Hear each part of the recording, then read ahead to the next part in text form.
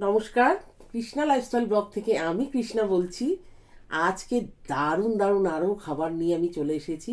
যেহেতু আজকে Sunday, Sunday ছাড়াও প্রতিদিনই আমার বাড়িতে মানে দারুণ দারুণ খাবার হয়, সানডে একটু বেশি স্পেশাল।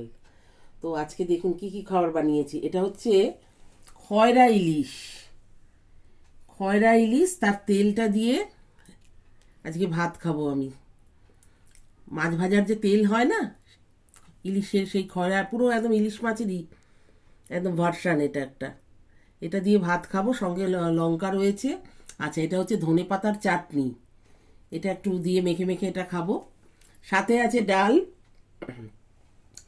ডালের মধ্যে আছে মূলো, শিম আর হচ্ছে লাউ দিয়ে মুগ ডাল এটা বানানো হয়েছে, যেটা আমার খুব ফেভারিট, স্পেশাল সবসময় বলি। এছাড়াও তার সাথে রয়েছে আজকে পালং শাকের চচ্চড়ি। কি দিয়ে না, ছোট ছোট চিংড়ি দিয়ে, ছোট্ট ছোট্ট এই যে চিংড়িগুলো দিয়ে আজ পালং শাকের একটা চচ্চড়ি বানানো হয়েছে, আর সাথে বড়িও আছে।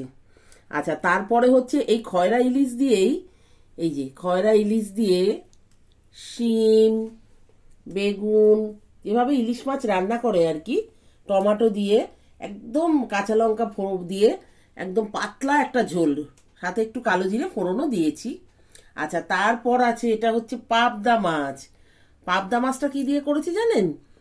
পোস্ত, বেশিটা মানে বেশিরভাগটাই পোস্ত, 4 ভাগের মধ্যে তিন তিন ভাগ কেন, 3.5 ভাগই বলতে পারেন পোস্ত, দই আছে, আর অল্প একটু সর্ষে, হালকা সর্ষে, কেন সর্ষে আমি বিশেষ একটা খাই না।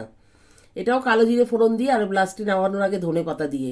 অসাধারণ এই মেনুটা, আর সেই রকম মানে মাছটার স্বাদ।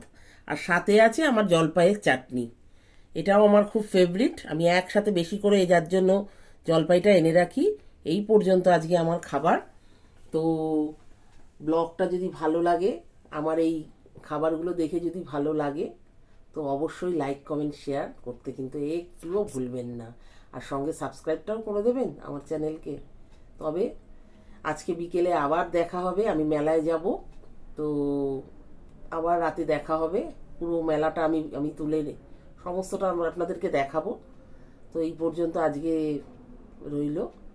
আপনারা সবাই ভালো থাকবেন, সুস্থ থাকবেন। চলুন, টাটা, বাই বাই। এবার আমি আমার খাওয়া শুরু করি।